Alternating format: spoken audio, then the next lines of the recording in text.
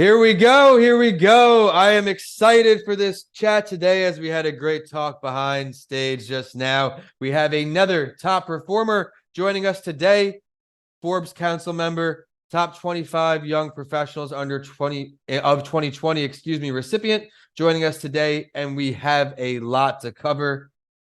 Scaling your business, understanding cash flow and key indicators for success, building resilience in your business, strategies for weathering economic turmoil. I think that is a incredibly important talking discussion point for today, especially with what's ahead of us here in America, at least, and getting to tactics for successful second round fundraising. This is That Entrepreneur Show, now a top 1.5% global podcast. So I always have to thank everyone for tuning in and all of our inspiring guests who have had the courage to share their stories. Today, we hear from Drew Lyon. Drew, thank you for taking the time to join us all the way from Denver to Tampa today. Womp, womp, womp. Congratulations on your top 1.5%. Appreciate you having me on. Thank you.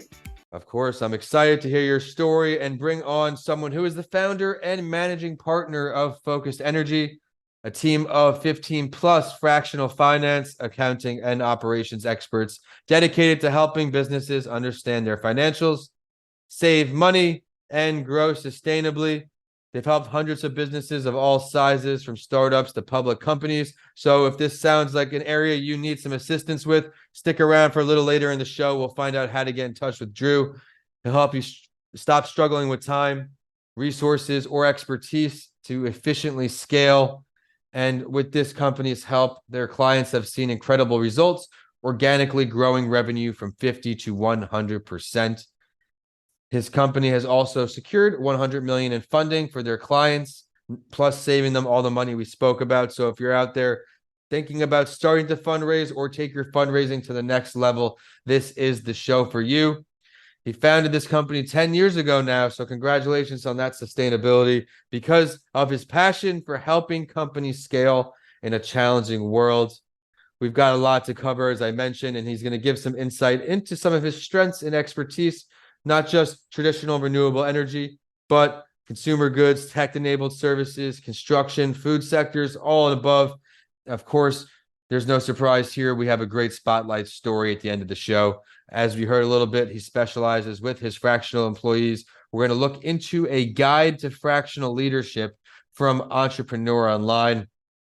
I'm ready to kick this show off, so I have to show some love to our show sponsor this summer, Cesar Cervantes, TEDx speaker coach, dedicated and successfully bringing you to stage today. Be sure to scroll down the episode description for that contact info. But Drew, we're going to go back to 10 years ago, or maybe even further. When did you first become an entrepreneur? I was always hustling as a kid. I remember just finding always looking for ways to make money.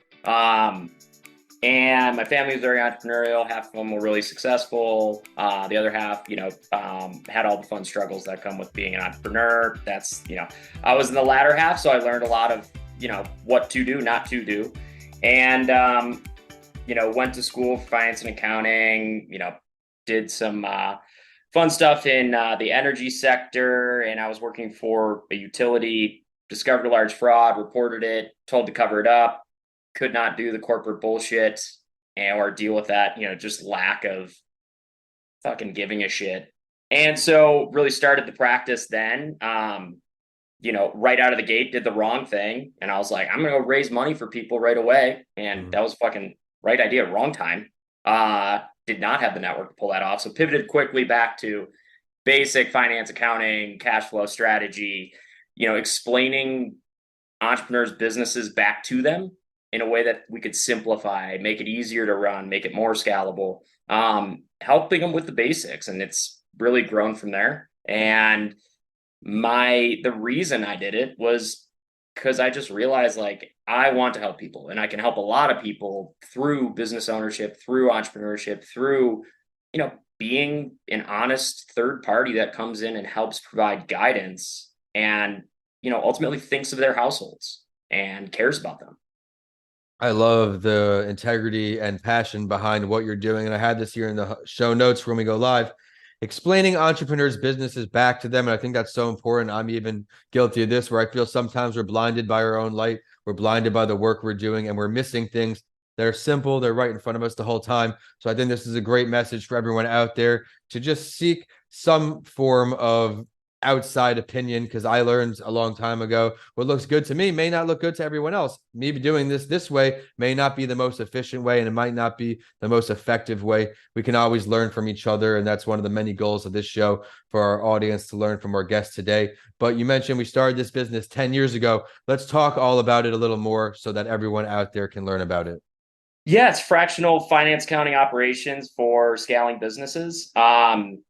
Really what I learned early on was a lot of people, through, best intentions, will look to grow a business, and they have a passion and they start to build it. And then they're like, well, I need to go hire a bunch of people. And they end up playing business, not running a business. You don't need full-time employees in really almost any roles, in my experience. A lot of businesses just need a little expertise in certain areas. And that could be, bookkeeping or operations or marketing, sales. Like, there's a lot of components in a multitude of roles that can be fractional. And I think the goal should be putting as much of your resources, i.e. money, capital, towards revenue generating activities. And there's a lot of value creation in finance, accounting, operations. But, I love accounting, but no one gives a shit about accounting. It's all about actionable insights into what can you do? How do you do it better? Where are you go? How do you go from point A to point B? What does good look like? And that's a lot of what we do for clients. It's not just talking. It's actually rolling up our sleeves, executing. It's the tactics and the strategies. And it's a multitude of roles, not just fractional executives. And so it's really trying to make businesses more competitive, more agile, more nimble, so that they can respond, pivot, and adjust in that entrepreneurial journey, because sometimes you have to go backwards to go forwards. It's never a straight line to success. It's never quick. It's never, we hear about, the overnight success that's been working on something for 10, 15 years, in your own journey, Vincent, it really, is also a similar representation of that. There's so many paths to that we all take to get to what we define as success. And sometimes we don't even know what path we're on. And we're really working to help our clients understand where are they in that journey and where are they trying to go and what's it going to take. I love that. It's never a straight line, that's for sure. And I really enjoy how you're describing your businesses here, because creating actionable insights, giving us the ability to take action, is almost half the battle, because we're still searching on how to take that action. We know there's a problem, but how do we go about it the best way? Certainly a challenge in entrepreneurship, but there are a lot of challenging parts out there. As entrepreneurs, we go through a lot of tough times. What are some difficult areas of entrepreneurship you find that we can help extend to our listeners today? A big one is mental health. I know you have, a history with it. I think the components I've seen, specifically, there's a lot of things that come with being an entrepreneur. One of them is, staring fucking basically death in the face. Your business is on its like last gasping breath, but you still believe in it wholly. And every fiber you're being is saying, yeah, I don't think it's going to work. You still have to wake up and be like fucking stoked to get out there and go run it and do it and find a way to make it work. Like, that's fucking brutal. Mm-hmm. And that toll on entrepreneurs' mental health is a tough part of being an entrepreneur. I think another component is, when you're so passionate about something, it's easy to understand that others may not care as much. And how do you simplify something complex that you know inside and out in a way that others can digest, internalize, and leverage and make valuable to themselves? And, I think the final one is patience. As an entrepreneur, you're like, you got a crazy sense of urgency. You're always trying to do a million and one things. You're waking up at 4 a.m. You're working till midnight. Like, that patience is sometimes you got to slow down to go fast. And that's the truth. I think we all learn that one way or the other, whether we're given the advice or we experience it. I mean, I remember the days when I was really writing the first book. That was in the beginning of the entrepreneurial journey. I'm working these crazy hours, and then I experienced something called burnout. And I learned the value of taking breaks throughout the day and giving myself a day a week to do something I enjoy. And that's what I talk about in Mr. Lanty Talks Mental Health. getting enough sleep at night. I mean, I am like a grandpa, and a lot of nights I'm in bed early, but I like to be in the gym real early. I like to start my day that way and go through my morning routines. But I also find myself taking breaks extends my day, where I'll try to do something productive, maybe dust off the counters or some dishes, maybe a walk outside. Those things are great for my mental health. We heard about some challenging parts. Everyone out there, you are not alone. Don't forget that. What are some of your favorite parts, however, of running your own show? I think seeing people value, what you do is a representation of who you are. And so when you see people value what you've done for them, it is a very gratifying moment of validation. And doing things that others thought, wasn't possible. Mhm. Completing things that you didn't think you could do. I think those moments of self-discovery are probably some of the best. Absolutely. And it's not just the moments of success. I think I while I fucking hate them, the failures are brutal, but I've grown 10 times more as a person, as a human, in the moments of struggle, strife, and failure than I have in the moments where I'm like, oh, I fucking crushed it. Like, it's Yep. just the moments of success are great, and they keep you going, and they keep you going through the moments, down moments. But I really enjoy the growth that comes with having to figure it out. And yep, and then enjoying some fruits of your labor, and entrepreneurship, the sky is just the limit. One accomplishment will unlock the next door, and it's up to you to walk through it and how far you walk through it. But we've had a lights out episode so far. I've had a lot of fun getting to know you, getting to know all about your business. Right now, we're going to hop into this week's spotlight story. Everyone, be sure to scroll down in the episode description. Follow along with us. This is from Entrepreneur Online, and I think our guest today is going to be able to provide a lot of value from this article titled Executive Level Expertise, Fraction of the Cost, a Guide to Fractional Leadership. And today, as a business owner, I know firsthand the countless challenges that come with running a company. With responsibilities ranging from financial management to marketing strategies, it can often feel overwhelming just to keep your head above water, and I can certainly resonate with that. It's for this reason that expert support is valuable, and fractional executives can provide a service that addresses challenges and promotes growth. What are fractional executives? They provide cost-effective part-time or interim support for growing businesses, offering expertise in areas like strategic planning, operational streamlining, revenue operations, marketing, finance, sales, and such. They also stay updated with the latest efficient infrastructure for your business and ensuring it's customized to your specific stage and scale, similar to what our guest shared with us today. And now the article touches on some signs that you may indeed need a fractional exec. You need expertise in a specific area, have ambitious growth goals, and require help achieving them. Facing a critical business challenge and need guidance navigating and resolving it. Your rapidly growing business lacks the structure to support growth, and you lack the capacity to stay current with industry and tech trends. These are some of them. Everyone go to the article for the full list. But now I want to touch on some benefits of fractional executive hiring that the article lists before I bring back on our guest today.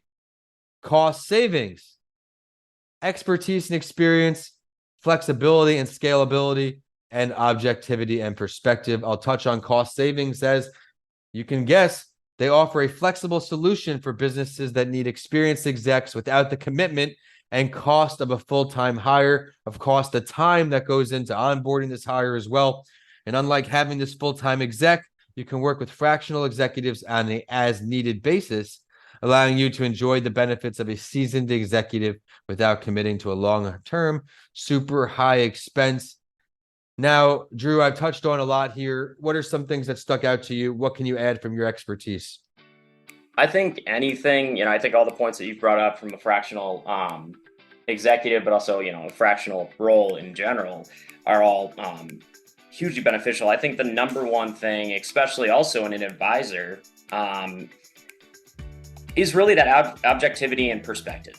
It's easy to get myopically focused on some of the things that you think are really important, and you can explain a million reasons why, like, I'm really focused here for all these reasons, and it's going to really change X, Y, and Z. But because fractional executives and fractional leaders have seen a multitude of businesses and a multitude of stages and have participated with a multitude of personalities in leadership roles.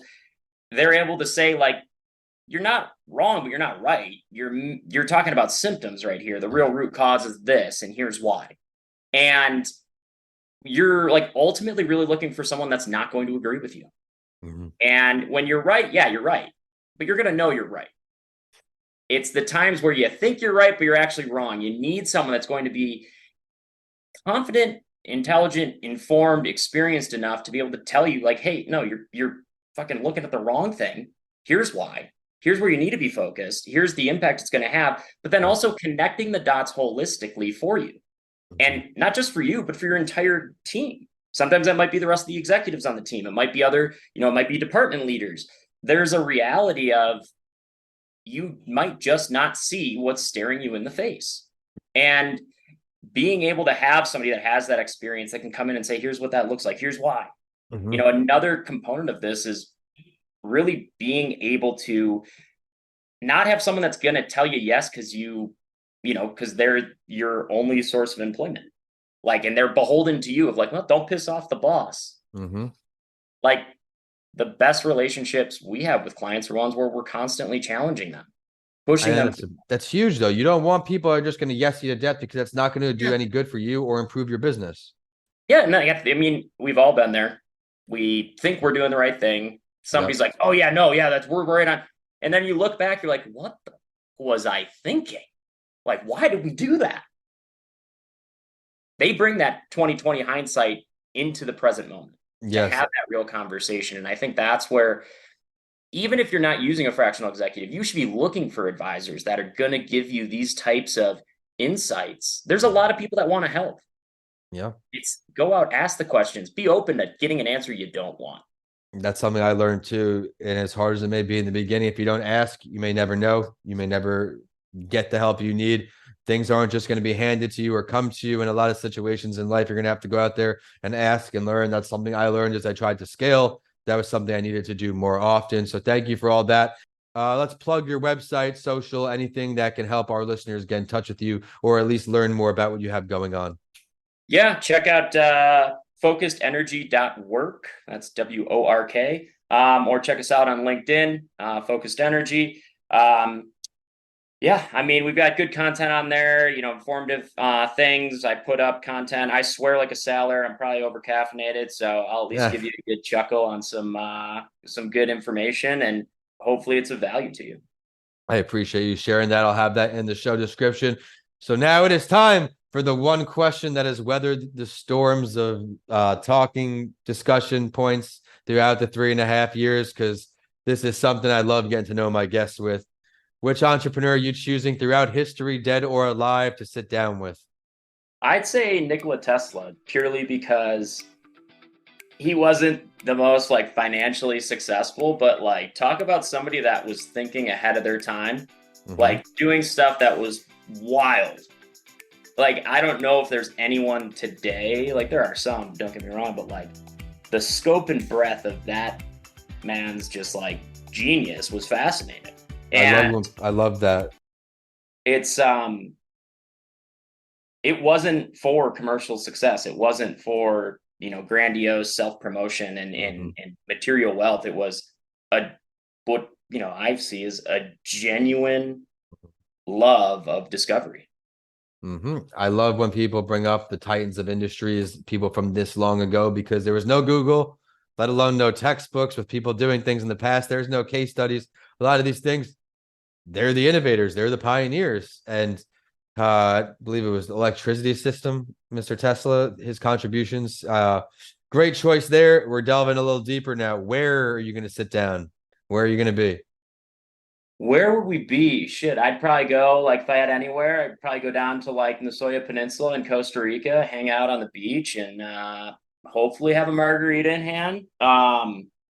Maybe get some like stand-up paddleboarding in, maybe a jet ski, because everybody smiles when they're on a jet ski, and then we can have a conversation with Nikola about some entrepreneuring and just general discovery.